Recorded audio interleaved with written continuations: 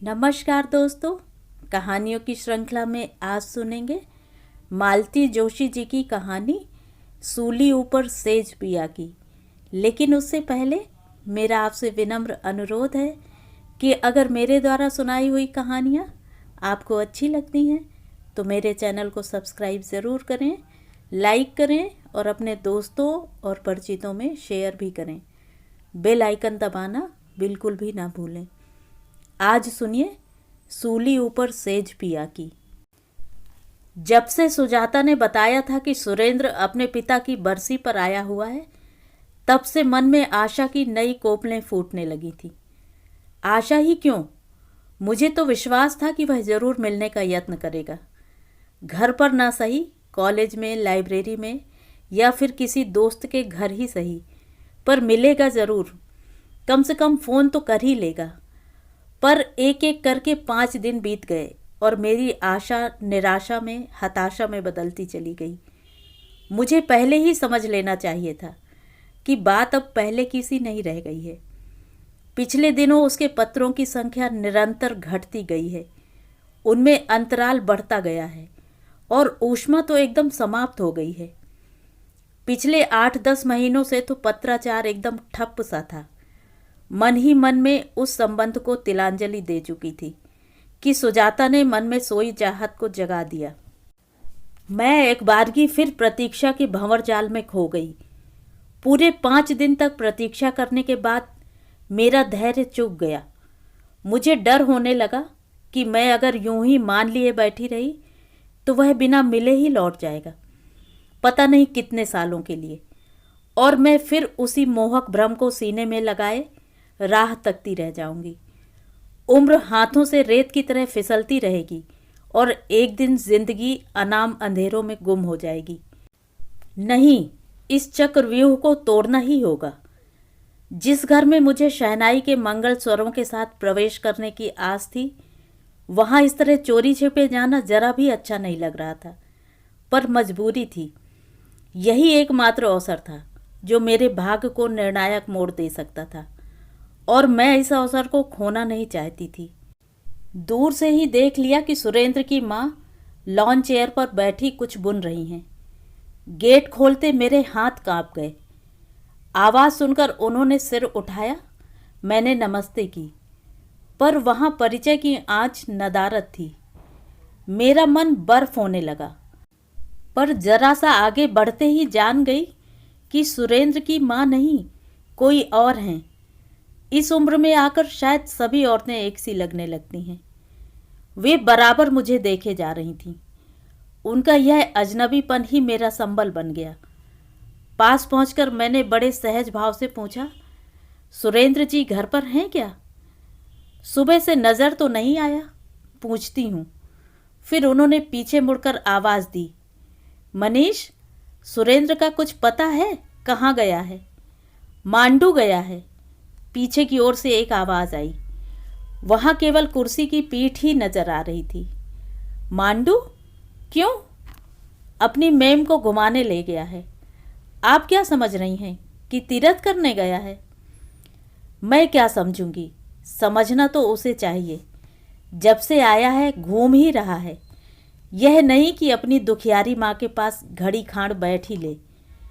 घूम लेने दो मम्मी, अपनी बीवी को इस महान देश की झलक दिखला लेने दो, फिर पता नहीं यहाँ कब आना हो। मुझे पता ही नहीं चला मैं कब पलटकर फाटक तक पहुँच गई। पीछे से वे आवाज़ देती ही रह गईं, अरे बिटिया, तुम तो चल दी, सुरेंद्र से कुछ कहना था क्या? अरे मनीष, जरा नाम पता तो पूछ ले बेटा।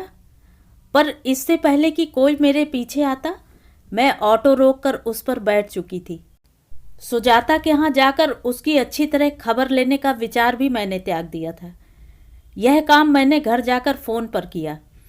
बेचारी गिड़गिड़ाने लगी, रीना, कसम से कह रही हूँ कि मुझे बिल्कुल पता नहीं था। वो तो दूसरे दिन मैंने उसकी मेम को देखा, पर फिर दोबारा तुम्हें फ़ोन करने की हिम्मत नहीं पड़ी। मुझे ज़रा भी शक होता कि तुम इस तरह धड़धड़ाती हुई वहाँ पहुँच जाओगी तो मैं सचमुच तुम्हें आगाह कर देती। इसके बाद उसे कुछ भी बुरा भला कहना तो व्यर्थ ही था। तमाशा जो मेरा बनना था बन ही गया था। उस दिन तो मनीष जी मेरा नाम पता पूछ नहीं पाए थे, पर दूसरे दिन पता ठिकाना मालूम करके खुद ही पहुंच गए। मैं लाइब्रेरी से निकल ही रही थी कि सामने पड़ गए। आप? जी मैं मनीष हूँ, सुरेंद्र का दोस्त। कल आप वहाँ आई थी। याद आया, कल इन सज्जन का नाम भर सुना था, शक्ल नहीं देखी थी। मैंने कहा कल तो आपने पीछे मुड़कर देखने की भी जहमत नहीं उठाई थी, आज क्या ज़रूरत पड़ गई? कहीं बैठ सकते हैं? मजबूरन कैंटीन का रुख करना पड़ा। कोने वाली एक मेज पर बैठते हुए मैंने कहा, 7:15 बजे क्लास है मेरी, we will make it fast. जी बिल्कुल, मैं भी फुर्सत में नहीं हूँ। वो तो सुरेंद्र ने कसम दिला दी इसलिए आना पड़ा। आप शायद जानती नहीं, हम दोनों बहुत पुराने दोस्त हैं। हम दोनों के पापा एक ही प्रोजेक्ट पर बरसों साथ रहे हैं। हम लोगों के बंगले भी जुड़वा ही थे। मम्मी का भी आंटी से बहुत ही बहनापा हो गया था। इसीलिए इस बार जब मैं सुरेंद्र से मिलने आने लगा तो उनसे नहीं रहा गया, वे भी साथ चली आई हैं। जाहिर है आप मुझे फैमिली हिस्ट्री सुनाने तो नहीं आए हैं। सॉरी, मैं सिर्फ अपने आप को इस्टेब्लिश करना चाहता था ताकि आपको भरोसा हो सके। अगर आप दो टूक बात सुनना चाहती हैं तो इससे अच्छी बात और क्या हो सकती है। देखिए, सुरेंद्र ने कहा है कि हम लोगों, मेरा मतलब है आप लोगों के बीच अब सब कुछ समाप्त हो गया है। मजबूरी में ही सही उसे यह निर्णय लेना पड़ा है।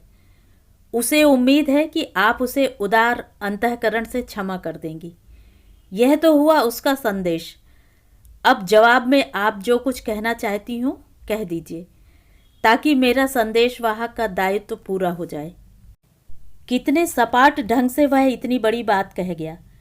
क्या सुरेंद्र ने भी इतनी ही निर्लिप्तता से यह बात कही होगी? यह बात खुद भी तो मुझसे कह सकता था। उसने आपको क्यों कष्ट दिया? मैंने कहा, चाह कर भी मैं अपने स्वर का कंपन रोक नहीं पाई थी। मैं क्या कह सकता हूँ, शायद उसकी हिम्मत नहीं पड़ी होगी। अच्छा, तो मुझे इजाज़त है। वह उठा और एक फौजी सैल्यूट मारता हुआ बाहर निकल गया। चाय के पैसे ऑफर करने तक का शिष्टाचार उसे याद नहीं रहा। क्लास तो थी मेरी, पर उस मूड में पढ़ाती भी क्या, खाक। सिर दर्द का बहाना करके लड़कियों को छुट्टी दे दी और चुपचाप लाइब्रेरी में जाकर बैठ गई। इस समय मुझे एकांत चाहिए था और स्टाफ रूम में वह संभव नहीं था। सब कुछ समाप्त हो गया। बार बार यही वाक्य मेरे कानों में हथौड़े सा बज रहा था। दीदी का चेहरा बार बार आंखों के सामने घूम रहा था। सच, मुझे उन्हीं की आत्मा का शाप लगा है। मैंने अपराधी ऐसा किया था कि सगी बहन भी मुझे क्षमा नहीं कर सकी। वह तो मरकर सारी व्यथा से मुक्ति पा गई, पर मुझे शायद पछतावे की आग में सारी उम्र जलना पड़ेगा। पता नहीं किस कुघड़ी में वे सुरेंद्र को लेकर घर आई थीं। इससे पहले उसका नाम तो कई बार सुना था। यह भी आभास हो चला था कि वह केवल सहपाठी ही नहीं है, इससे आगे भी बहुत कुछ है। यह तो देखने के बाद ही पता चला कि दीदी की पसंद कितनी बेजोड़ है। उसे देखा तो बस ठगी सी रह गई। 16-17 साल की स्वप्नजीवी उम्र थी मेरी। सुरेंद्र को देखकर लगा मेरे सपनों का राजकुमार ही घर चलकर आया है। दीदी और मैं एक साझा सपना देखने लगी थी और इसका किसी को इल्म ही ना था। लाख बेवकूफ़ थी मैं, पर सुंदर थी। सामने वाले को रिझाना भी मुझे आता था। दीदी बेचारी को तो एहसास भी नहीं था कि उनके पांव तले की ज़मीन खिसकती जा रही है। फाइनल MBBS की पढ़ाई थी। वे जी तोड़ मेहनत कर रही थीं, क्योंकि PG का एडमिशन भी इसी रिजल्ट पर निर्भर था। शायद उन्हें सुरेंद्र पर अगाध विश्वास भी था, इसलिए वे निश्चिंत थीं। यह तो उन्हें बहुत देर बाद पता लगा कि उनके विश्वास की सतह कितनी भुरभुरी है। वे एकदम गुमसुम हो गईं। पढ़ाई से उनका जी उचट गया। वे घंटों शून्य में नज़र गड़ाए बैठी रहतीं। उनका हंसना बोलना, गजलें गुनगुनाना सब छूट गया। घर में किसी को खास आश्चर्य भी नहीं हुआ, क्योंकि परीक्षा के दिनों में दीदी पर जैसे जुनून सवार हो जाता था। फिर यह तो फाइनल था। धक्का तो सबको रिजल्ट के दिन लगना था, जब पता चला कि हमेशा मेरिट में आने वाली रेणु 2 विषयों में रह गई तो सब सन्न रह गए। पापा को तो किसी तरह विश्वास ही नहीं हुआ। बार बार रिवैल्यूएशन के लिए जिद करते रहे, पर दीदी ने साफ मना कर दिया, क्योंकि वे खुद जानती थी कि परीक्षा में क्या करके आई हैं। अभी सब लोग दीदी के रिजल्ट का मातम ही मना रहे थे कि एक धमाका और हो गया। अभी इंटर्नशिप पूरी भी नहीं हो पाई थी और श्रीमान सुरेंद्र नाथ जी पापा से मेरा रिश्ता मांगने आ पहुंचे। पापा तो स्तब्ध रह गए, फिर भी अपना मूड कायम रखते हुए बोले, बरखुरदार, कहीं तुम नामों की गफलत तो नहीं कर रहे? हम लोग तो सोच रहे थे कि तुम और Renu. Yes sir, we are good friends, myself and Renu, but just friends and nothing else. It is Reena I wish to marry. ठीक है, पापा ने संयत स्वर में जवाब दिया। पहले बड़ी से निपट लें, फिर रीना के लिए भी सोचेंगे।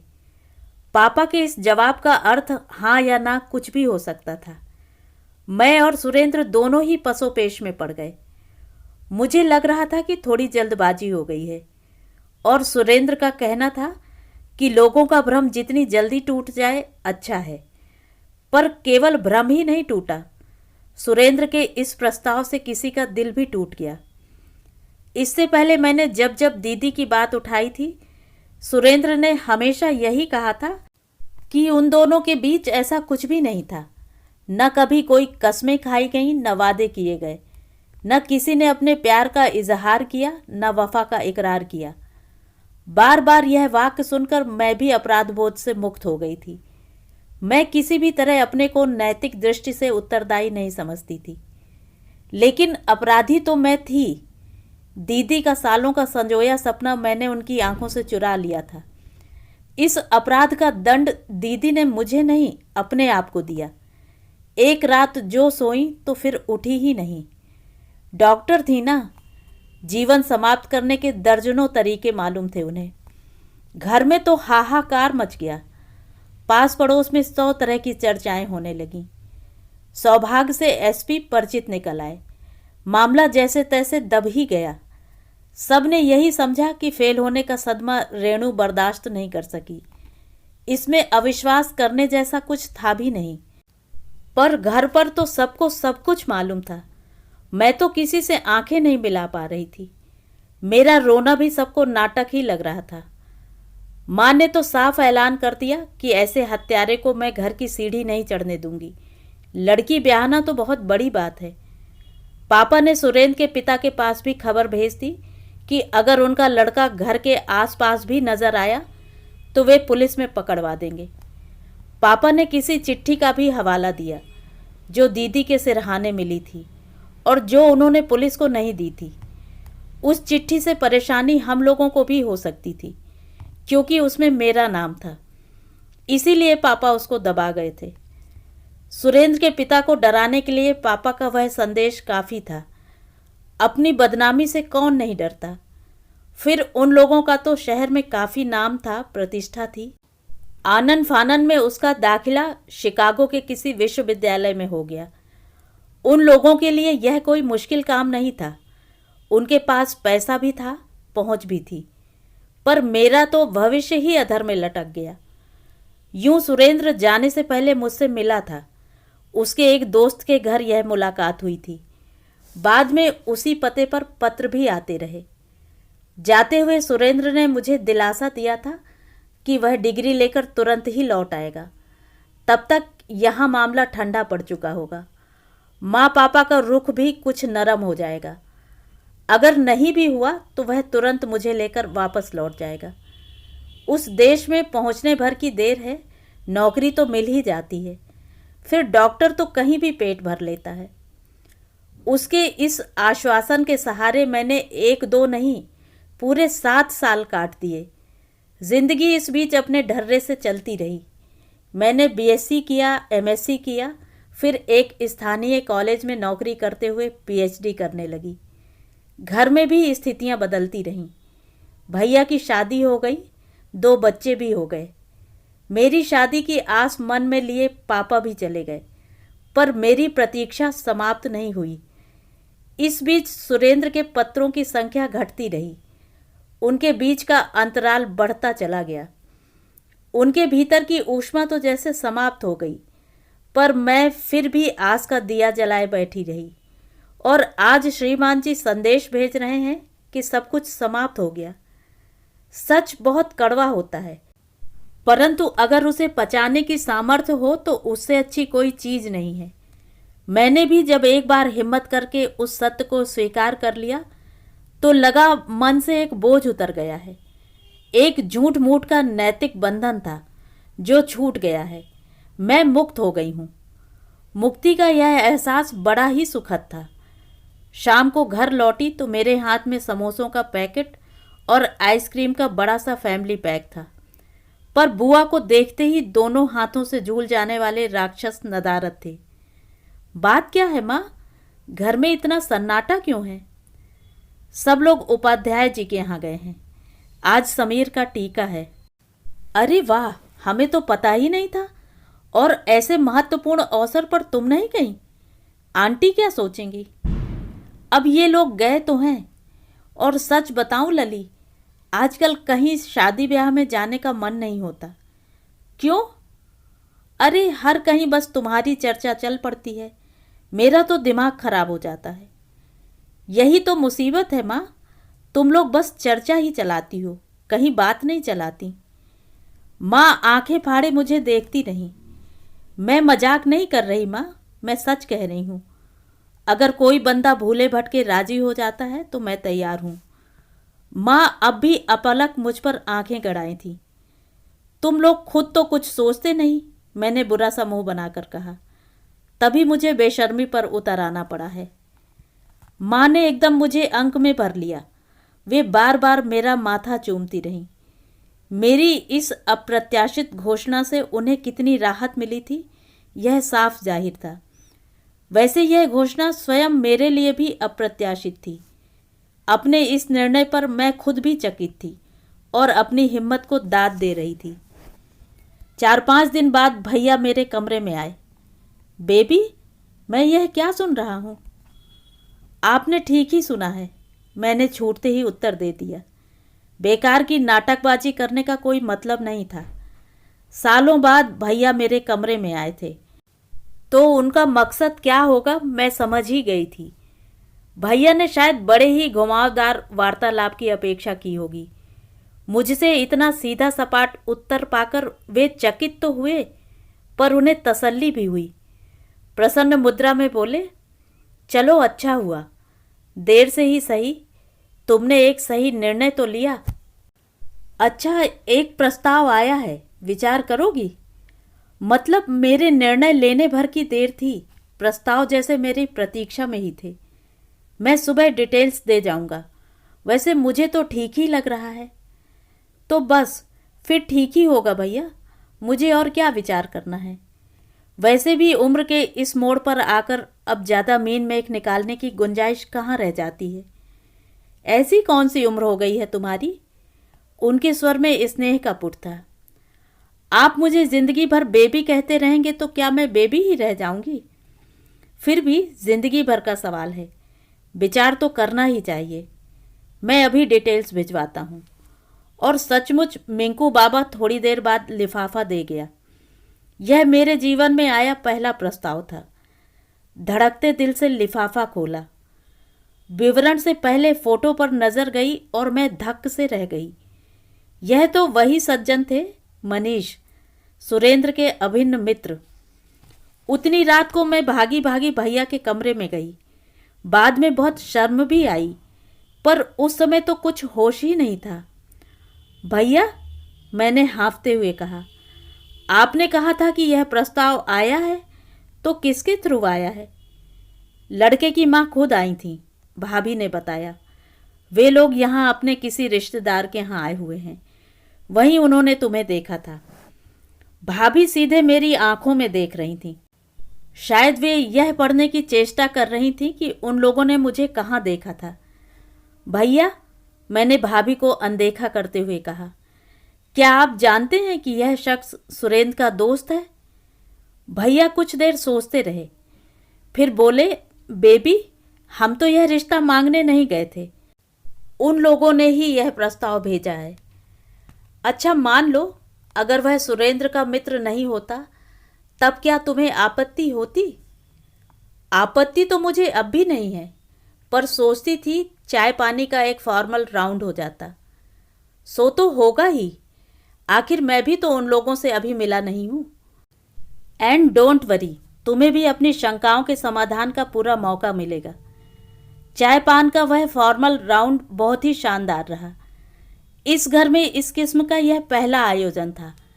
दीदी तो इस तरह की किसी संभावना से पहले ही चली गई थी। मैंने भी अब तक कोई मौका नहीं दिया था। माँ ने जैसे सारे अरमान निकाल लिए थे। मज़े की बात तो यह थी कि भाभी भी बिना मुंह चढ़ाए माँ का हाथ बटा रही थी। घर भी उन्होंने खूब अच्छी तरह से सजाया था। मुझे लगा जैसे मेरी शादी के लिए वे सबसे ज़्यादा उत्सुक हैं। उन लोगों ने नंबर किसी होटल का दे रखा था, मतलब वे लोग सुरेंद्र के यहाँ से विदा ले चुके थे, पर अब भी शायद मेरे लिए शहर में टिके हुए थे। फ़ोन पर उन्होंने जो समय दिया हुआ था, ठीक उसी समय वे घर में दाखिल हुए। वे लोग मतलब माँ और बेटा, तीसरा कोई नहीं था। मैं पैर छूने को झुकी तो मम्मी जी ने अंक में मुझे भरकर मेरा माथा चूम लिया। वे समझ गईं कि यह चाय पार्टी तो महज एक औपचारिकता है, चुनाव तो मेरा हो चुका है। पर जिसके लिए मुझे चुना गया था उसकी प्रतिक्रिया का पता मुझे नहीं चल रहा था। उन्होंने एक बार भी आंख उठाकर मेरी ओर नहीं देखा था। बस भैया से सरकार की विदेश नीति या रुपए के अवमूल्यन और गरिष्ठ विषयों पर बातें करते रहे, या फिर मिंकू टिंकू से नर्सरी राइम्स सुनते रहे। मैंने अपने को बड़ा अपमानित और उपेक्षित सा महसूस किया। बड़ी देर बाद भैया को मेरी इस मनः स्थिति का अंदाज़ा हुआ। उन्होंने बड़ी तरकीब से महिला मंडल को घर दिखाने के बहाने भीतर भेज दिया, बच्चों को खेलने के लिए कहकर खुद भी एक ज़रूरी फ़ोन करने के लिए अपने कमरे में चले गए। मनीष जी चुपचाप यह नज़ारा देखते रहे, फिर सबके इधर उधर हो जाने के बाद बोले, यह साइलेंस जोन प्रस्थापित करने की क्या ज़रूरत थी? मुझे तो ऐसा खास कुछ पूछना नहीं है, पर मुझे तो पूछना है। वे आश्चर्य में भरकर मुझे देखने लगे। आप लोग एकाएक मुझ पर इतने कृपावंत कैसे हो गए हैं? यह तो मम्मी ही बता सकती हैं, या फिर आप ही बता दीजिए कि उस दिन पहली ही झलक में आपने उन पर क्या जादू कर दिया था। बस दिन भर आपकी ही चर्चा करती रहीं। फिर बाद में जब सारा इतिहास मालूम हुआ, तब तो जैसे उन्हें जिद सवार हो गई। मुझसे पूछा तक नहीं और यहाँ आकर खुद प्रपोजल दे गई। मतलब प्रपोजल में आपकी मर्जी नहीं है? ऐसा मैंने कब कहा? मम्मी मुझे गोद में लेकर तो फेरे नहीं लेंगी। कुछ निर्णय तो मुझे खुद ही लेने होते हैं। अब इस बात का कोई क्या मतलब निकाले? क्या यह भला आदमी इतनी सी बात नहीं कह सकता कि वह स्वयं भी इस विवाह के लिए उतना ही उत्सुक है? हिप्पोक्रेट। एक आखिरी सवाल और, क्या आप बता सकेंगे कि इस प्रस्ताव के मूल में क्या था, करुणा या प्रशंसा? पता नहीं, शायद दोनों ही हों। इतनी साफ गोई के बाद भी शादी के लिए हाँ करना मेरी सरासर गलती थी, पर क्या करूं? माँ की आंखों में जगमग करते आशा के दीप बुझाने का साहस नहीं हुआ। भाभी का उमड़ा हुआ प्यार, भैया का उल्लास साफ बता रहे थे कि लोग मेरी विदाई के लिए कितने उत्सुक हैं। मना करती हूँ तो पता नहीं फिर जीवन में यह संयोग बने न बने। इसके बाद यहाँ जो जीवन होगा वह बेहद निरानंद होगा। फिर वह अपरिचित पड़ाव क्या बुरा है? कम से कम उसे अपना घर तो कह सकूंगी। माँ हमेशा कहा करती थी, संजोग जब बनता है पलक झपकते सब कुछ हो जाता है। सचमुच ऐसा ही हुआ। मेरे हाँ करने भर की देर थी, आनन फानन में सारी व्यवस्था हो गई और एक दिन मैं सचमुच दुल्हन बन गई। लोग बाग खुश थे और चकित भी। इतना अच्छा घर वर बैठे बिठाए मिल जाना बड़ी बात होती है। सबकी प्रशंसा सुन सुनकर मुझे भी लगा कि अपनी विशिष्ट भाषा शैली के बावजूद मनीष जी एक उम्दा इंसान हैं। मेरा सारा इतिहास जानते हुए भी मुझे ग्रहण करना छोटी बात ना थी। और मम्मी जी, वे तो मानो साक्षात स्नेह और ममता की मूर्ति ही थी। कृतज्ञता से लबालब अंतःकरण के साथ ही मैंने गृह प्रवेश किया। कृतज्ञता का वह ज्वार उतरने में थोड़ा समय तो लगा, पर उसके उतरते ही मुझे यथार्थ की खुरदुरी और बदरंग जमीन नजर आने लगी।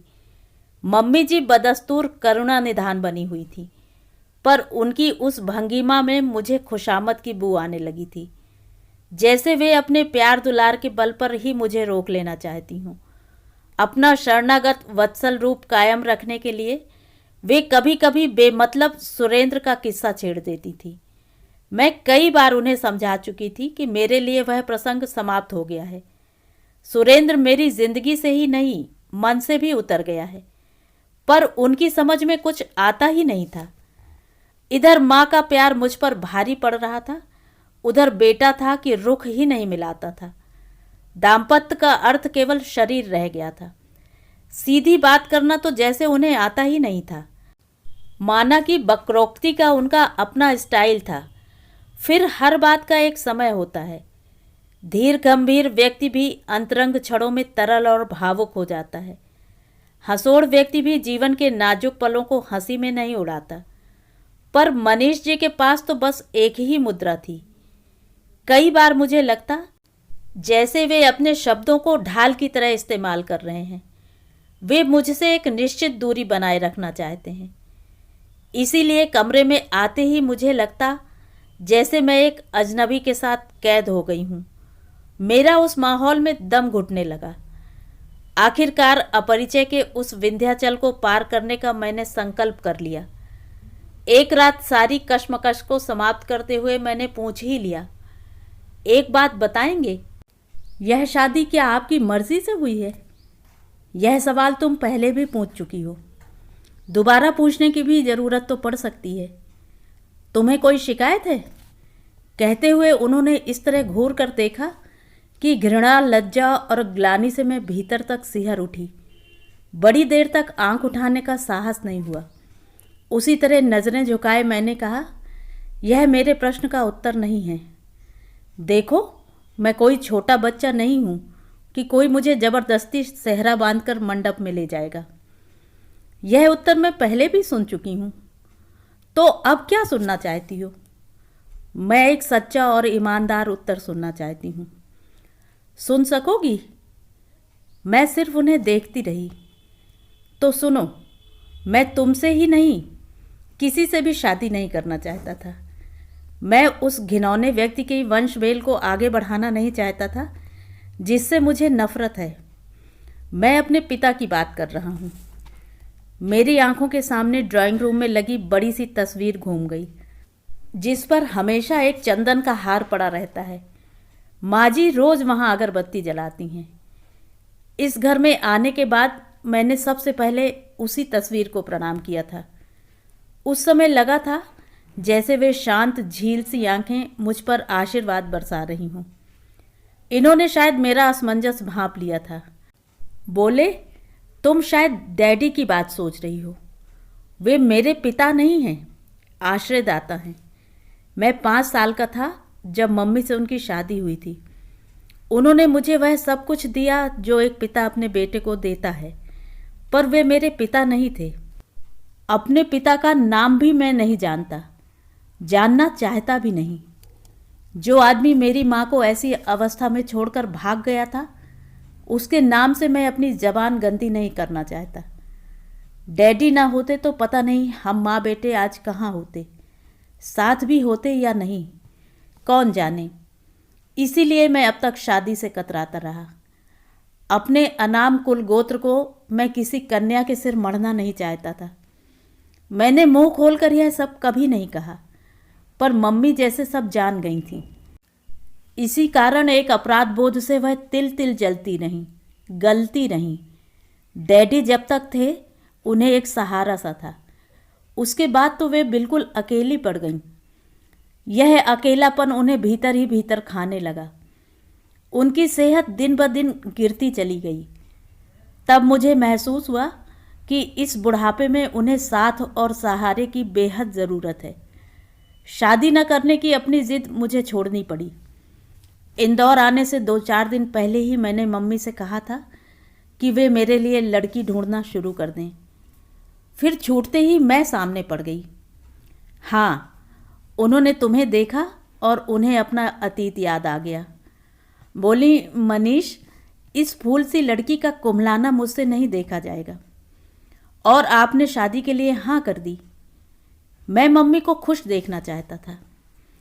हालांकि इस शादी में आपका मन बिल्कुल नहीं था। आपने हाँ कर दी। कहा ना, मैं मम्मी को सुखी करना चाहता था। इसीलिए आप उनके लिए एक आज्ञाकारी बहू ले आए। ऐसी बहू जिसका एक अतीत है, जिसकी बिना पर आप उसे दबा सकते हैं, रौब गांठ सकते हैं। लेकिन एक बात याद रखें श्रीमान मनीष कुमार, मेरा अतीत इतना गंदला कभी नहीं रहा कि मुझे दूसरों की रसोई में मुंह छिपाना पड़े। ये कैसी बातें कर रही हो रीना? ठीक ही तो कह रही हूँ। आपको घर की सेवा टहल के लिए बिना मोल एक दासी चाहिए थी। शादी का नाटक इसीलिए रचा गया। बस करो रीना, कुछ भी उटपटांग बोले जा रही हो। ये दासी वाली बात कहाँ से ले आई? मम्मी बेचारी तो तुम्हें पलकों पर बिठाए रखती हैं। और जहाँ तक मुझे याद है, मैंने भी तुम्हारे पत्नीत्व का अपमान तो कभी नहीं किया। मैं उसे सम्मान भी नहीं कहूँगी। आप जो कर रहे हैं वह तो सामंती युग में होता ही था। तब महलों में दासियों का एक कर्तव्य यह भी होता था। क्या बकती हो?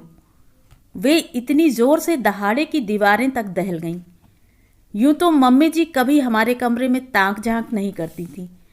रात को तो वे नींद की गोली खाकर ही बिस्तर पर जाती थी। फिर भी मुझे डर हुआ कि वे अभी आकर पूछेंगी कि क्या हुआ। बड़ी देर तक मैं सांस रोके बैठी रही। उस धमाके के बाद कमरे में एकदम सन्नाटा सा खिंच गया। मौन की एक लंबी चादर हम दोनों के बीच तन गई। 1 दिन, 2 दिन, 5 दिन ऐसे ही बीत गए। फिर एक सुबह पता लगा कि श्रीमान जी यात्रा पर जा रहे हैं। मुझसे तो किसी ने भी कुछ नहीं बताया। वह तो मैंने इन्हें सूटकेस जमाते देखकर अंदाज़ा लगाया था। वे कहीं जा रहे हैं। कितने दिनों के लिए जा रहे हैं, यह मैंने माँ बेटे की बातचीत से जाना। मम्मी जी कह रही थी, बेंगलौर तो सुनते हैं बड़ा खूबसूरत शहर है। रीना को साथ क्यों नहीं ले जाते? वह भी घूम लेगी। शादी के बाद तुम लोग कहीं गए भी तो नहीं? चले जाएंगे मम्मी, जिंदगी पड़ी है। पर 15 दिन यहाँ अकेले तो वह बोर हो जाएगी। वहाँ तो और भी बोर होगी। यहाँ कम से कम घर में तो है। वहाँ होटल में अकेले क्या करेगी? ऑफिशियल टूर में फैमिली को ले जाना बेकार है मम्मी। मैं अगले महीने लंबी छुट्टी के लिए अप्लाई कर रहा हूँ। फिर कुछ प्रोग्राम बनाएंगे। ना हो तो उसे 2-4 दिन के लिए इंदौर भेज दो। माँ से, भाई भाभी से मिल आएगी। कायदे से तो पहली बार उन्हें लिवाने आना चाहिए था। कायदे से तो हमने कुछ भी नहीं किया मम्मी। फिर इसी रस्म पर इतना जोर क्यों? वैसे वहाँ से चलते समय भाई साहब ने पूछा भी था, पर मैंने मना कर दिया था। कहा था खुद छोड़ जाऊँगा। और अब उसे अकेले भेज दूँ? तुम भी किस युग में जी रही हो मम्मी? और ऐसा दूर ही कितना है? कुल 5 घंटे का तो सफ़र है। दोनों मिलकर मुझे इस तरह डिस्कस कर रहे थे जैसे मैं कोई बेजान चीज़ हूँ। मेरी इच्छा अनिच्छा, सुविधा असुविधा से उन्हें कोई मतलब नहीं था। मुझे इतना ताव आया कि मन तो हुआ इनसे पहले ही घर से निकल पड़ूं। इनके जाने के बाद तो घर में सांस लेना मेरे लिए दुश्वार हो गया। जब से सच्चाई का पता चला था, मम्मी के प्यार दुलार से भी मुझे उबकाई आने लगी थी। सारा सारा दिन मैं कमरे में दफन होकर रह जाती। मुझे मम्मी से, उनके बेटे से और अपने आप से भी नफरत हो गई थी। मेरा संस्कारी मन किसी अनाम कुल की वधू होने का आघात सह नहीं पा रहा था। यह मुझे अपनी अस्मिता का अपमान सा लगा। इन पर बेहद गुस्सा आ रहा था। अगर इतने दिनों तक यह बात छिपाई गई कि बुढ़ापे में माँ की प्रतिष्ठा पर आँच ना आने पाए, तो मेरे सामने सत्यवादी हरिश्चंद्र बनने की क्या ज़रूरत थी? ईमानदारी बरतनी ही थी तो फेरे पड़ने का इंतजार क्यों किया गया। रोष तो मुझे अपने घर वालों पर भी कम नहीं था। उनकी तो मति ही मारी गई थी। इतना तो सोचते कि कोई उनकी चौखट पर आकर लड़की क्यों मांग रहा है। वे तो बस लड़के का रूप रंग, विद्या, बुद्धि और ओहदा देखकर मंत्रमुग्ध हो गए। मम्मी की मिश्री घुली बातों से धन्य हो गए। यह भी नहीं सोचा कि रुपए पैसे से या डिग्रियों से ही कोई मनुष्य नहीं बनता। एक संपूर्ण व्यक्तित्व के लिए और भी कुछ दरकार होती है। कुछ भी हो, एक बात तय थी और वह यह कि मुझे अब लौटकर यहाँ नहीं आना है। मेरा अनमनापन देखकर एक दिन मम्मी खुद ही बोल पड़ी, रीनू, चाहे तो कुछ दिनों के लिए माँ के पास हो आओ। अकेले जा सकोगी या छोड़ आऊँ? मैं तो चली जाऊंगी, मगर आप यहाँ अकेले रह लेंगी? वे एक उदास हंसी हंसती, जैसे कहना चाह रही हूँ कि अकेलापन क्या आज का है। पर दूसरे ही क्षण उन्होंने अपने ऊपर काबू पा लिया। फिर तो वे कमर कसकर मेरी तैयारी में जुट गईं। पता नहीं कितनी चीज़ें बना डाली।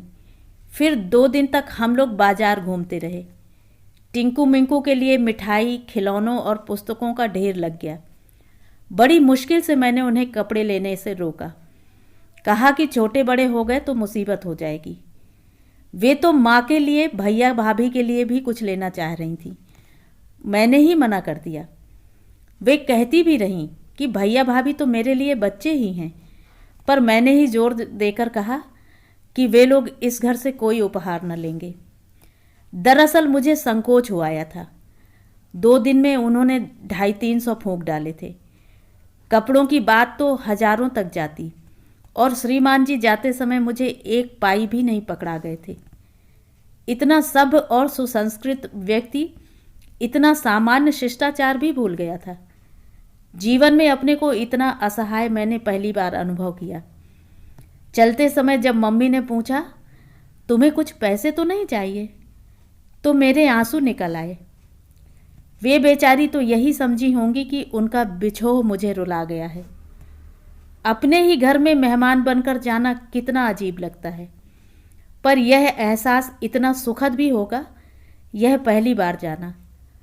शायद इसीलिए औरतें जिंदगी भर पीहर के गीत गाती हैं। इतना उत्साह, इतनी ललक, इतनी गर्मजोशी थी सब में कि मैं तो निहाल हो गई। माँ तो खैर माँ ही थी, पर भैया में भी पिता का सा वात्सल्य भाव आ गया था।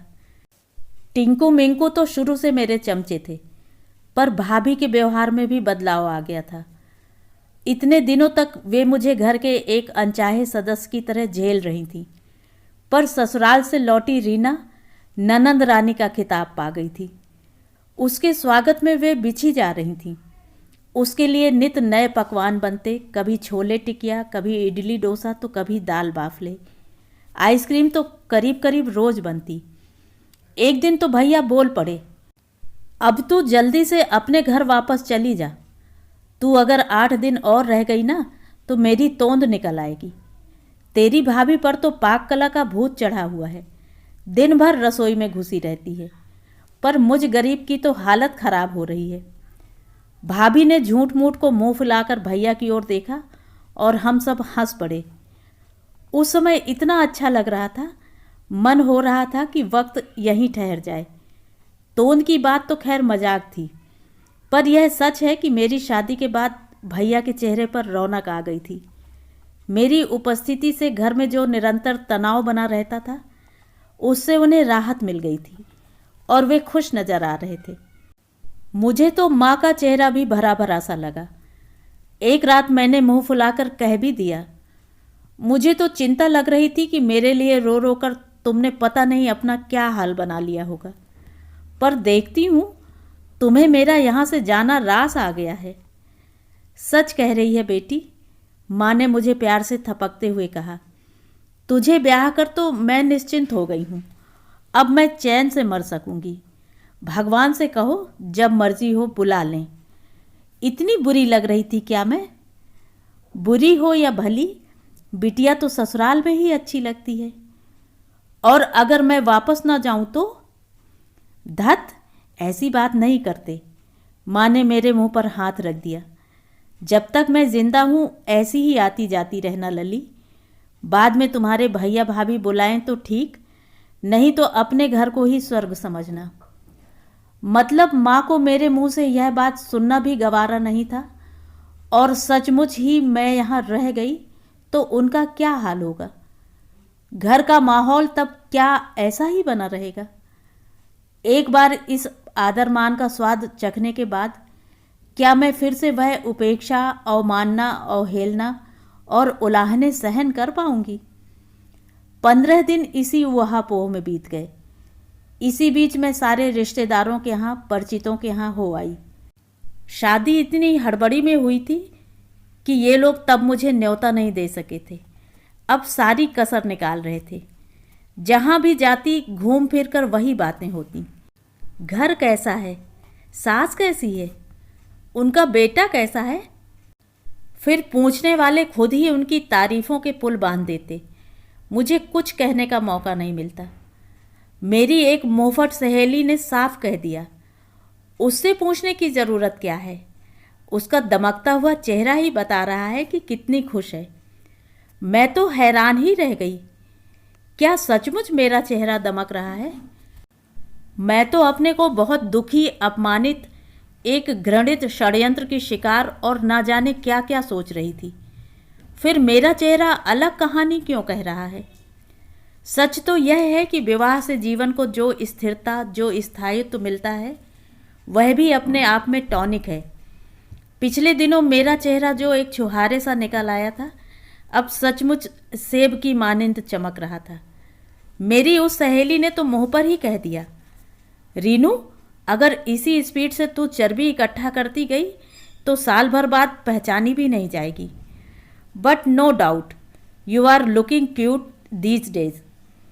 उस दिन माँ ने उसे खूब कोसा था और शाम को मेरी नज़र भी उतारी थी। 15 दिन बाद मम्मी का फ़ोन आया कि मनीष लौट आए हैं। बेहद गुस्सा आया। हजरत खुद फ़ोन नहीं कर सकते थे। शायद जताना चाहते हों कि उन्हें मेरी ज़रूरत नहीं है, मुझे गरज हो तो पहुंच जाऊं। उनकी इस बेरुखी से मुझे जैसे आग लग गई। थोड़ी देर के लिए उनके जन्म की कहानी मेरे लिए गौड़ हो गई। वह अपराध उनका था भी नहीं, पर यह अहंकार तो उनकी ही खास अदा थी। मन हुआ कि अपनी नौकरी फिर से ज्वाइन करके यहीं रह जाऊं। घर में ना सही, हॉस्टल में तो जगह मिलेगी।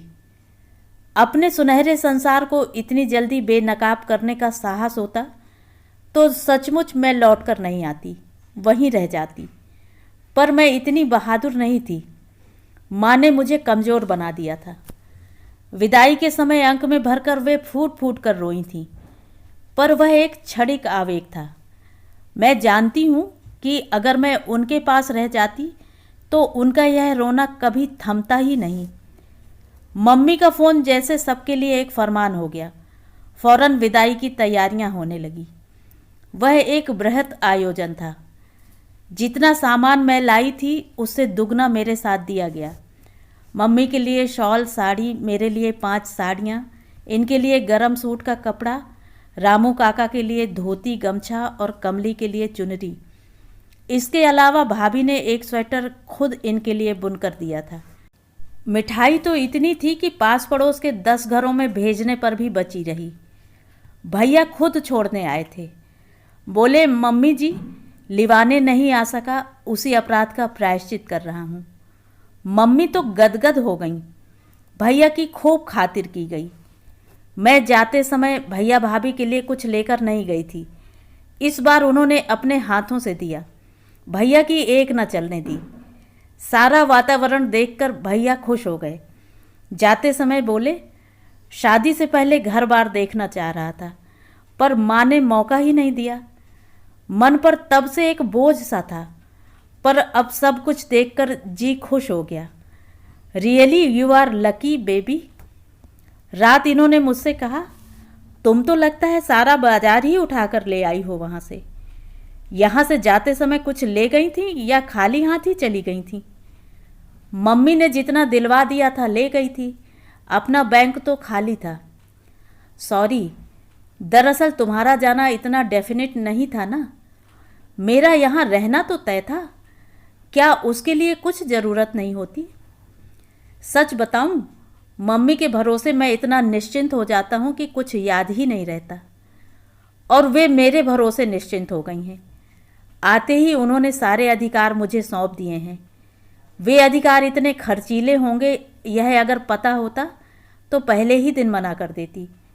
जितना भी साथ लाई थी सब खर्च हो गया। मम्मी बेचारी तो यही समझती होंगी कि मुझे चेक मिल गया होगा। बस करो, वे एकदम गुर्राए। मम्मी को बीच में मत घसीटो। वे तो बेचारी जब ज़रूरत होती है मांग लेती हैं। तुम्हारी तरह उनके मन में गांठें नहीं हैं। खैर, अब बताओ कि इस घर में तुमने कितना रुपया फूंका? अभी चेक फाड़ देता हूँ। नाहक किसी के एहसान क्यों लूँ? मुझे भी कोई उज्र नहीं था। मैंने पेपर का, बिजली का, दूध वाले का सारे बिल सामने रख दिए और कहा, किराने की दुकान की पर्चियाँ शायद रामू काका के पास हैं। वैसे आपको अंदाज़ा तो होगा ही। और कुछ? और कुछ क्या, यही बस रोज़ की सब्जी हैं, फल हैं, कभी कभार दही आ जाता है, पान आ जाते हैं। हाँ, रामू काका और कमली की तनख्वाह मम्मी ही देती हैं। मैंने वह डिपार्टमेंट नहीं लिया, संकोच होता है। वे ताव खाकर उठे और अलमारी से अपनी चेकबुक निकाल लाए। 10,000 का चेक काट रहा हूँ। मेरे ख्याल से अगले पिछले 2 महीने तो कवर हो ही जाएंगे। अब 2 महीने तक मेरे कान मत खाना। उनकी आवाज़ में जो दर्प था वह बिच्छू की तरह डंक मार गया, पर मैंने अपनी तिलमिलाहट जाहिर नहीं होने दी। चुपचाप उठकर अपनी भी चेकबुक उठा लाई। 2,000 का चेक फाड़कर उनके सामने रख दिया। यह मेरे अगले और पिछले 2 महीनों का, क्या कहते हैं उसे, लॉजिंग एंड बोर्डिंग वगैरह। उनका चेहरा फक हो गया। यह क्या पागलपन है? घुटी घुटी सी आवाज़ में बोले। पागलपन कैसा? यह तो सीधा साधा हिसाब है। आपने अपनी माँ का मान रखने के लिए शादी की थी। मैं भी अपनी माँ का मन रखने के लिए इसे निभा ले जाऊंगी। पर इसका मतलब यह नहीं कि मैं आप पर आश्रित हो गई हूँ। आश्रित होने का सवाल कहाँ उठता है। रीना, तुम बीवी हो मेरी। गले में ढोल को आप बीवी कह सकते हैं, मेरी डिक्शनरी में इसका अर्थ दूसरा है। बेचारे अपना सा मुँह लेकर रह गए। हजरत को आज पता चला होगा कि शब्दों की मार कितना गहरा घाव करती है। पूरे 25 दिन बाद हम लोग मिल रहे थे। रात कमरे में प्रवेश करते ही समझ गई थी कि साहब सुलह के मूड में हैं, पर सब मिट्टी हो गया। हम लोग अपनी अपनी आग में सुलगते ही रह गए और रात प्यासी लौट गई। पता नहीं कब जाकर आंख लगी थी। सुबह उठी तो कमरा सूर्य के प्रकाश से भर गया था। बाहर आई तो देखा मम्मी नहा चुकी हैं और किचन में कमली का हाथ बटा रही हैं। मुझे देखकर बोली, नाश्ते की कोई खास प्लानिंग तो नहीं थी ना? मैंने आलू पराठे का सामान लगा दिया है। आज सुबह बहुत देर हो गई ना? मैंने झेंपते हुए कहा। आपने आवाज़ दे ली होती। कोई बात नहीं बेटे, उन्होंने स्नेहिल स्वर में कहा। अब संभाल लो, मैं ज़रा ठाकुर जी को नहला दूँ। वे पूजा घर में चली गईं तो मैंने रसोई में पाँव दिया। देखा, आटा सानते हुए कमली मंद मंद मुस्कुरा रही है। शायद मेरी झेंप का आनंद उठा रही थी। तुम्हें एक बार आवाज़ दे देती, मैंने उलाहना दिया। हम का पागल है कि जाने कितने दिनों बाद तो पीहर से आई हो। रात भर पलक नहीं झपकी होगी। हमें का पतो नहीं है और हम आवाज़ लगाती तुम्हें। पागल हैं का हम? मैं कानों तक लाल हो आई। उसकी मुस्कुराहट का भेद अब मेरी समझ में आया। गुस्सा तो इतना आया कि मुंह नोच लूं, पर उसका क्या दोष था? यह तो उसका अनुभव बोल रहा था। फिर इतने खुलेपन की छूट तो उसे मैंने ही दे रखी थी। 3-4 दिनों तक ये जिद्दी बच्चे की तरह मुंह फुलाए घूमते रहे, पर मैंने कोई नोटिस नहीं लिया। रूठने का अधिकार तो मुझे भी था, पर अगर कोई मनाने वाला ना हो तो रूठने में क्या तुक है। मैं मज़े से अपनी दिनचर्या में लगी रही, बल्कि एक ज़बरदस्ती का चुलबुलापन मैंने ओढ़ लिया था। दिन भर कमली के साथ, मम्मी के साथ हंसी मजाक होता रहा। ये देख देख कर कुढ़ते रहे। फिर एक दिन नहाकर आई तो क्या देखती हूँ कि ड्रेसिंग टेबल पर एक साड़ी का पैकेट पड़ा हुआ है। मतलब यह है कि दोस्ती का हाथ बढ़ाया जा रहा है, जैसे मैं कोई अनपढ़ गंवार औरत हूँ जिसे एक साड़ी या जेवर देकर वश में कर लेंगे। ऐसी दर्जनों साड़ियाँ खरीदने की सामर्थ्य है मुझ में। 2 दिनों तक वह पैकेट वहीं धूल खाता पड़ा रहा। तीसरे दिन इनसे न रहा गया। बोले, क्या इतनी बिजी हो कि साड़ी एक बार खोलकर भी नहीं देख सकी? मुझे मालूम थोड़े ही था कि यह मेरे लिए है। मैंने मासूमियत से कहा, तुम्हारे ड्रेसिंग टेबल पर और किसकी साड़ी होगी? मैं कोई भिखारिन हूँ जो रास्ते में पड़ी चीज़ें उठा लूँगी? यह रास्ता है? वह चीखे और पैर पटकते हुए बाहर चले गए। जाते हुए उन्होंने साड़ी उठाकर कोने में फेंक दी। एक लिफाफा पट से गिरा। इनके जाते ही मैंने चुपके से उठाकर देखा, बर्थडे कार्ड था। मैंने कैलेंडर देखा। ओ माँ, परसों मेरा जन्मदिन था। मुझे तो खैर इन दिनों कुछ याद रहने का सवाल ही नहीं था, पर मेरे घर वालों को क्या हुआ? वे कैसे भूल गए? क्या मुझे ब्याह कर इतने मुक्त हो गए हैं कि मेरा अस्तित्व ही उनके लिए नगण्य हो गया? इतनी बड़ी दुनिया में केवल एक व्यक्ति को मेरा जन्मदिन याद रहा। मुझे कृतज्ञ होना चाहिए था।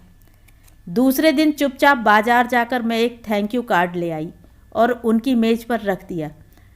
रात को जब फाइलें लेकर बैठे तब उनकी नज़र पड़ी। बड़ी देर तक उसे उलट पुलट करते रहे। उस समय उनके चेहरे पर ऐसा असहाय भाव था कि मुझे दया हो आई। पर दाम्पत्य दया के सहारे तो नहीं चलता ना। 5-6 दिन की बात है।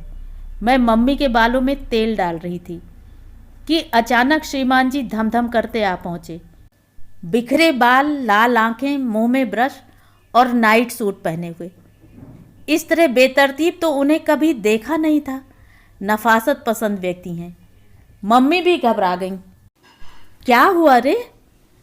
अभी तो कुछ नहीं हुआ मम्मी, पर अगर हो भी गया तो तुम्हें पता तब लगेगा जब कमरे में मेरी लाश सड़ने लगेगी। छी, सुबह सुबह कैसी बातें कर रहा है? यह सुबह है? माय डियर मम्मी, 11 बज रहे हैं। किसी को मेरे सोने जागने से मतलब नहीं है, तो क्या घड़ी भी अपना काम बंद कर देगी? मम्मी ने एक बार मेरी ओर देखा और बोली, मैंने तो रीना से पूछा भी था, तो बोली कि रात काफ़ी देर तक जागते रहे हैं। जागकर मैं ताश तो नहीं खेल रहा था, कोर्ट में पेशी है आज, केस स्टडी कर रहा था। 1:30 बजे तक जागकर पूरे 10 पेज की ब्रीफिंग लिखी है मैंने। पर अब वह किस काम की? अब तो अपनी पेशी जीएस के सामने ही होगी। खैर, उससे भी किसी को क्या फ़र्क पड़ता है? लोगों को तो पकी पकाई मिलनी चाहिए बस। मम्मी ने तेल की कटोरी मेरे हाथ से लेते हुए फुसफुसाकर कहा, जाओ उसके चाय नाश्ते का प्रबंध करो, नहीं तो सचमुच देर हो जाएगी। सचमुच ही कोई ज़रूरी काम होगा, नहीं तो वह इतना गर्म कभी नहीं होता। फिर बेटे से बोली, अब यह औरतों की तरह भुनभुनाना बंद करो और जाने की तैयारी करो, अभी सब हुआ जाता है। चाय लेकर कमरे में गई तब श्रीमान शेव बना रहे थे। इतना हंगामा करने की क्या ज़रूरत थी? मैंने कसैले स्वर में कहा। आपके सोने जागने से मेरा तो कभी कोई वास्ता नहीं रहा। यही तो मैं पूछ रहा हूँ कि क्यों नहीं रहा, और रहना चाहिए कि नहीं? अब इस बात का कोई क्या जवाब दे? जैसा भी हुआ हो, उस दिन कोर्ट का काम तो ज़रूर हो गया होगा, नहीं तो घर आकर ये ज़रूर नाटक करते। मैं लेकिन दिन भर अपमान की आग में सुलगती रही। जिद में आकर मैंने दूसरे दिन सुबह 6 बजे ही इनकी चाय लगा दी। पहली रात के जगे हुए थे, किसी तरह उठने को राजी ही नहीं थे, पर मैं भी अड़ गई। आप बेशक चाय पीकर दोबारा सो जाइए, पर आपको उठना तो होगा। बच्चों की तरह माँ के पास शिकायत लेकर पहुँच जाते हैं, मैं वह नहीं होने दूंगी। झक मारकर उन्हें उठना पड़ा। अपना गुस्सा मुझ पर उतारते हुए बोले, सुबह सुबह श्रीमुख के दर्शन किए हैं, आज भगवान ही मालिक है। मैंने भी कह दिया, दुनिया के 80% मर्द बीवी का चेहरा देखकर ही उठते हैं, उनका दिन क्यों नहीं खराब होता? लोगों की तो आदत ही हो गई है अपनी औंधी किस्मत का ठीकरा बीबी के सिर फोड़ेंगे। इससे तो अच्छा है आप पलंग में आईने जड़वा लें। कहने को तो मैं बहुत कुछ कह गई, पर दिन भर मन में खटका बना रहा। हाय, आज इनका अठन्नी भर भी नुकसान हुआ तो ये सबके सामने मुझे कोसने से बाज नहीं आएंगे। दिन भर मैं ईश्वर को मनाती रही कि प्रभु आज तो मेरी लाज रख लो। भगवान ने भी सोचा होगा कि बेचारी कभी कभी ही तो गुहार लगाती है, इसकी प्रार्थना सुननी चाहिए। शाम को साहब बहादुर लौटे तो बड़े खुश थे। हम दोनों सास बहू बैठकर चाय पी रहे थे। दंदनाते हुए घर में दाखिल हुए और बोले, अरे मम्मा, सूखी चाय क्यों पी रही हो? लो मिठाई खाओ। आज यह मिठाई कैसी? पिछले साल 3 महीने तक एडिशनल चार्ज संभाला था ना, उसका क्लेम आज मिला है। कंपनी की गांठ से पैसा निकालना कोई आसान काम है? कोई 1 दस्ता कागज़ खर्च किए होंगे मैंने, तब जाकर काम बना है। और उन्होंने नोटों की एक पूरी गड्डी मम्मी की गोद में डाल दी। अरे यह सब मुझे क्यों दे रहा है? बहू को दे। लक्ष्मी के भाग्य से ही घर में लक्ष्मी आती है। जा, आज ही बाजार जाकर इसके लिए एक अच्छी सी साड़ी ले आ। तुम्हारी बहू की पसंद बहुत ऊंची है मम्मी, हमारी दी हुई साड़ी उन्हें पसंद कहाँ आती है। बर्थडे पर 1 लाकर दी थी, अब तक धूल चाट रही है। तो साथ लेकर जाना, उसकी पसंद की दिलवाना। वे गुनगुनाते हुए वॉश लेने चले गए तो मम्मी मुझसे बोली, रीनू बेटे, कभी कभी सामने वाले का मन रखने के लिए अपनी पसंद को भूल जाना पड़ता है। पसंद की बात नहीं है मम्मी, उस साड़ी में अभी कुछ भी काम नहीं हुआ है। फॉल, पीको, ब्लाउज सभी तो बाकी हैं। पेटीकोट भी शायद लेना पड़े। कैसे पहन लूँ बताइए? हाँ, यह भी तुम ठीक कह रही हो। आजकल साड़ी के साथ ये खर्चे और जुड़ गए हैं। वह बेचारा यह सब क्या जाने, घर में कोई बहन भी तो नहीं है। खैर, बाजार जा ही रही हो तो दोनों साड़ियों का काम मुकम्मल करके आना। फिर बाजार जाना ही पड़ा। साड़ी भी अपनी पसंद की ही खरीदनी पड़ी, क्योंकि यह तो पूरे वक्त सड़क की रौनक ही देखते रहे। केवल बिल देते समय ही उन्होंने एक नज़र साड़ी पर डालने की औपचारिकता निभाई थी। साड़ी खरीदने के बाद हम लोग मैचिंग सेंटर गए। मैंने दोनों साड़ियाँ निकालकर काउंटर पर रखीं तो ये चौंक पड़े। जब सेल्समैन साड़ियाँ लेकर शेड में लाने में व्यस्त हो गया तो ये बोले, हमने तो शायद अभी एक ही साड़ी खरीदी थी ना?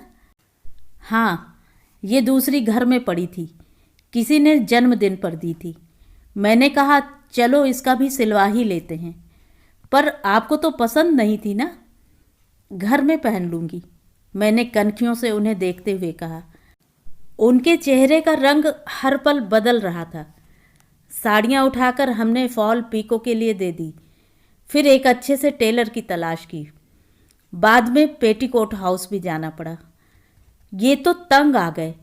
बाप रे, इतना लंबा चौड़ा प्रोग्राम होता है यह।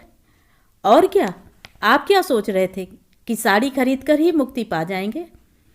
अच्छा ही हुआ जो मैंने देर से शादी की, कम से कम इतने दिन तक इस तबालत से बचा रहा। बच तो खैर आप अब भी सकते थे, पर आपकी यह जो बच्चों वाली आदत है ना, वही आपका नुकसान करवाती है। जरा सी बात को लेकर मम्मी के पास पहुंच जाते हैं। तो किसके पास जाऊं? उन्होंने कुछ इस अंदाज से कहा कि मेरा दिल भर आया, पर उनका दूसरा ही वाक्य कलेजे पर हथौड़े की तरह पड़ा। बोले, कम से कम उनका लिहाज करके तुम साथ आई तो, नहीं तो तुम्हारे तो मिजाज ही नहीं मिलते। आसमान की ओर मुंह उठाए ही चलती हो हमेशा। पता नहीं किस बात का इतना घमंड है कि जमीन पर पैर ही नहीं पड़ते। घमंड नहीं जनाब, इसे स्वाभिमान कहते हैं। आप शायद सोचते हैं कि आपने एक दुखियारी का उद्धार किया है, इसके एवज में वह जिंदगी भर आपके चरण धो धो कर पिएगी, पर आप भ्रम में हैं। मैंने कभी किसी से दया की भीख नहीं मांगी थी। अगर मेरे भाग्य में शादी लिखी थी तो ज़रूर होकर ही रहती। सुरेंद्र नहीं आया, आप आ गए। आप नहीं आते, कोई और आ जाता। पर इसके लिए किसी को एहसान जताने की ज़रूरत नहीं है। घर लौटते हुए हम फिर 2 द्वीपों में बट गए थे। घर से चलते समय मन को 10-10 बार समझाया था, पर पता नहीं कितनी कड़वाहट थी भीतर कि ना चाहते हुए भी सतह पर आ ही जाती थी। मैं मनीष के 100 अपराध क्षमा कर सकती थी, पर उनका दंभ मुझसे झेला नहीं जाता था। फिर मैं भी बराबरी से तनकर खड़ी हो जाती थी। मुझे किसी के एहसानों की ज़रूरत नहीं थी, मैं सिर्फ अपना अधिकार चाहती थी। उस दिन सुबह मम्मी के कमरे में चाय लेकर गई तो पेन बाम की गंध नथुनों में भर गई। आपके सिर में दर्द है क्या? मैंने चिंतित स्वर में पूछा, पर उन्होंने कोई जवाब नहीं दिया, केवल मुझे देखती रहीं। सुबह सुबह दर्द उठा है, कहीं आधा सीसी तो नहीं? माँ इसके लिए मिश्री और काली मिर्च की बड़ी अच्छी दवा बनाया करती थी। मेरी इस महत्वपूर्ण सूचना को दरकिनार कर उन्होंने पूछा, तुम सुबह से क्या कर रही थी? स्वर में अभियोग की छाप थी। मुझे बड़ी कोफ्त हुई। अब मुझे क्या सपना आया था कि इनके सिर में दर्द है? इतना ही था तो आवाज़ दे लेती।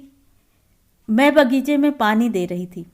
मैंने यथासंभव नम्र स्वर में कहा, आप 7 बजे के बाद ही चाय लेती हैं, इसलिए। वैसे मैं यहाँ बाहर लॉन में ही तो थी, आपने आवाज़ दे ली होती। दर्द मेरे नहीं, मनीष के सिर में हो रहा है। अभी अभी तो यहाँ से उठकर गया है। जाकर देखो, शायद उसे भी चाय की ज़रूरत हो। ओह, तो यह बात थी।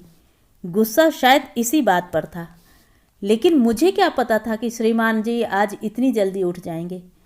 रोज़ तो 7:30 से पहले बिस्तर नहीं छोड़ते। रोश में उबलते हुए ही मैंने चाय बनाई। बाम की गंध मेरे कमरे में भी तैर रही थी और श्रीमान जी बिस्तर पर लेटकर अखबार पढ़ रहे थे। मैंने दन्न से ट्रे मेज पर रखी और कप में चाय डालते हुए कहा, सिर में दर्द था तो मुझसे भी कह सकते थे, बाम लगाना तो मुझे भी आता है। मेरी क्या शामत आई थी जो तुमसे कहता? बाद में पता नहीं कितने दिनों तक सुनना पड़ता कि मुझे तो यहाँ सबकी सेवा टहल के लिए लाया गया है। इस बात का कोई तीखा सा जवाब मैं सोच रही थी कि ये आश्चर्यजनक मृदु स्वर में बोले, वैसे विश्वास करो, मैंने मम्मी से भी नहीं कहा था। मुझे मालूम है यह तुम्हें अच्छा नहीं लगता। वो तो मैं उन्हें पेपर देने गया तो उन्होंने ताड़ लिया। मैं अविश्वास से भरकर उन्हें देखती रही। क्या सचमुच इस व्यक्ति को इस बात की परवाह है कि मुझे क्या अच्छा नहीं लगता? मेरी इस चुप्पी का उन्होंने कुछ और ही अर्थ लगाया। बोले, देखा जाए तो मम्मी का भी उसमें कोई कसूर नहीं है। पिछले 33 सालों से मुझे देख रही हैं, इसलिए मेरे चेहरे की एक एक रेखा से परिचित हैं। कैसा भी दर्द हो, फौरन पकड़ लेती हैं। दिन भर यही बात मेरे जहन में चक्कर काटती रही। क्या सचमुच मम्मी इनका चेहरा पढ़ लेती हैं, दर्द पकड़ लेती हैं? तब तो हम लोगों के बारे में भी सब कुछ जान गई होंगी। पर मुझे कभी एहसास नहीं हुआ। उनका मुझ पर स्नेह वैसा ही बना हुआ है, बल्कि मैं ही कुछ खिंची खिंची सी रहने लगी हूँ। अब तो उनकी पारदर्शी दृष्टि से और भी बचकर रहना होगा।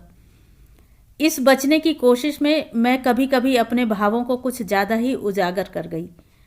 तब मम्मी हैरत से भरकर मुझे देखती रह गईं, बोली कुछ नहीं। पर एक दिन उनसे नहीं रहा गया।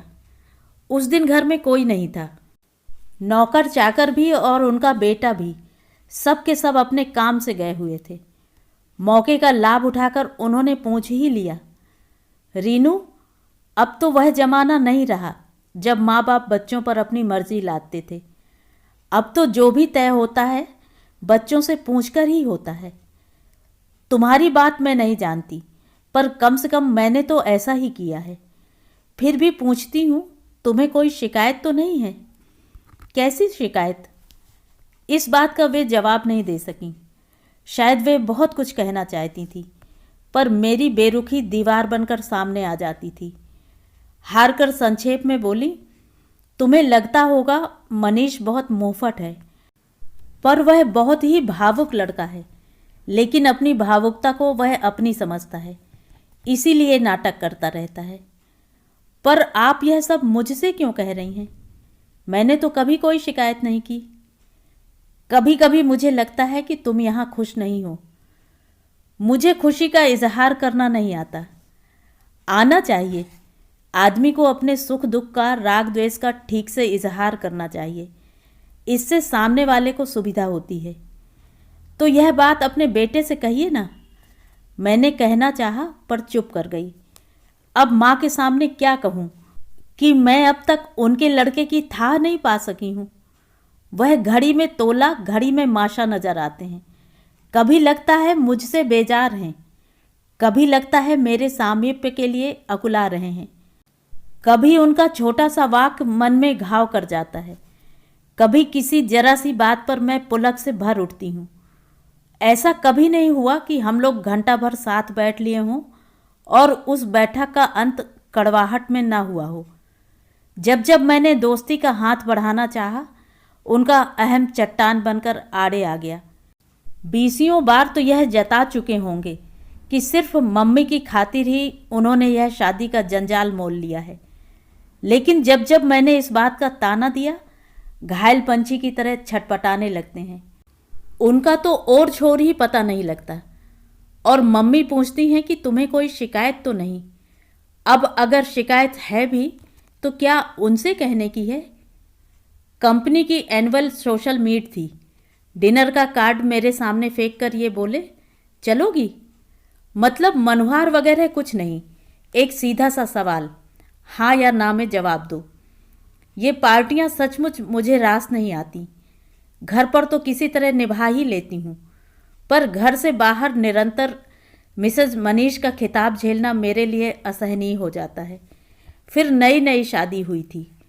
लोगों को हंसी मजाक का ऐसा जोश चढ़ता है कि मन लहूलुहान हो जाता है। जाने की जरा भी इच्छा नहीं थी, पर मुझे मना करने का मौका ही नहीं मिला। मुझसे ज़्यादा उत्साहित तो मम्मी ही थी। हर साल तो अकेला ही जाता रहा है मनीष, पर आज क्या वे लोग उसे अकेला घुसने देंगे? बाहर से ही लौटा देंगे। सभी लोग तुम्हें देखने के लिए लालायित हैं। वैसे भी तुम्हें वहाँ जाना चाहिए। पति दिन भर जिन लोगों के साथ उठता बैठता है, उनसे तुम्हारा भी परिचय होना चाहिए। कहीं जाओगी नहीं तो तुम्हारे यहाँ कौन आएगा? आने जाने से ही तो सर्कल बनता है। वे सिर्फ कहकर ही नहीं रुकी। मेरे लिए उन्होंने साड़ी और जेवरों तक का चुनाव कर डाला। वे चाहती थीं कि उत्सव में बहू का पहला प्रवेश धमाकेदार हो। उन्होंने कुछ इस तरह से मुझे पहना ओढ़ाकर भेजा जैसे कि मेरा रिसेप्शन हो। वहाँ जाकर जब औरों को देखा तो मैं शर्म से गड़ गई। औरतें वहाँ भी बन संवर कर आई थीं, पर उस श्रृंगार का ढंग दूसरा था। मुझे इन पर बहुत गुस्सा आया। ये तो हमेशा इन पार्टियों में आते रहे हैं। फिर मुझे इस तरह नमूना बनाकर लाने से पहले कुछ तो सोचना चाहिए था कि यहाँ भी मम्मी की इच्छा ही सर्वोपरि मानी गई। मैं वैसे ही नर्वस हुई जा रही थी। फिर ये तो एकदम अलग किस्म की गैदरिंग थी। लोग भी नए थे और माहौल भी अपरिचित था। लोग खुले मजाक कर रहे थे और महिलाएं उसका लुत्फ उठा रही थीं। मैं सुन सुनकर ही छुई मुई हुई जाती थी। कुछ ने मुझे शादी के 4 महीने बाद भी अपना ब्राइडल लुक बनाए रखने पर बधाई दी, पर मुझे लगा वह मेरा मजाक बना रहे हैं। पीने का तो खैर प्रश्न ही नहीं था, पर मुझे खाना भी मज़ेदार नहीं लगा। 2 बोतल ऑरेंज पीने के बाद पेट वैसे ही भर गया था। फिर आधी से ज़्यादा डिशेस मेरे लिए नई थीं। मुझे यूं चुगता देखकर एक देवी जी ने जूनियर मनीष के आगमन की घोषणा कर दी। सब ने तालियां पीटकर, मेज थपथपाकर इस घोषणा का स्वागत किया। इसके बाद तो सचमुच मेरा वहाँ खड़ा रहना मुश्किल हो गया। सिगरेट का धुआं, तरह तरह के सेंट्स की महक और खाने की सुगंध, इन सब के बीच मेरा दम घुटने लगा था। थोड़ी देर को मैं टेरेस पर खुली हवा में आकर खड़ी हो गई। समझ में नहीं आ रहा था कि मेरा सिर क्यों घूम रहा है। कहीं सचमुच ही जूनियर का पदार्पण तो नहीं हो रहा है। मुझे इनका फतवा याद आया। मैं उस घिनौने वंश को आगे बढ़ाना नहीं चाहता और सचमुच मुझे उबकाई आने लगी। घर लौटते हुए मैंने इनसे कहा, कहीं पान की दुकान दिखे तो रोक लीजिएगा जी, पता नहीं कैसा हो रहा है। थोड़ी देर बाद इन्होंने सड़क के किनारे गाड़ी रोकी। दुकान सामने उस पार थी। पहले तो हम दोनों साथ ही चलने को हुए, फिर देखा कि दुकान पर इतनी रात को भी काफ़ी भीड़ है और भीड़ में जो चेहरे थे वे उतने अच्छे नहीं लग रहे थे। रहने देते हैं, मैंने कहा। तुम गाड़ी के पास रुको, मैं अभी लेकर आता हूँ। उनके जाने के बाद मैं पसोपेश में वहीं खड़ी रही। गाड़ी के पास जाने की भी हिम्मत नहीं हुई। अखबारों में पढ़े हुए, सिनेमा में देखे हुए कई किस्से याद आने लगे। इसीलिए तो मम्मी कभी सेकंड शो भी नहीं जाने देती। ठीक ही करती हैं। आज तो मैं पूरे 12 तोले का सेट पहने हुए हूँ। पता नहीं कौन कब कहाँ से निकल आएगा और झपट लेगा। क्रींच क्रींच। तेज रोशनी और ब्रेक्स की कर्कश आवाज़ ने मेरी तंद्रा भंग की।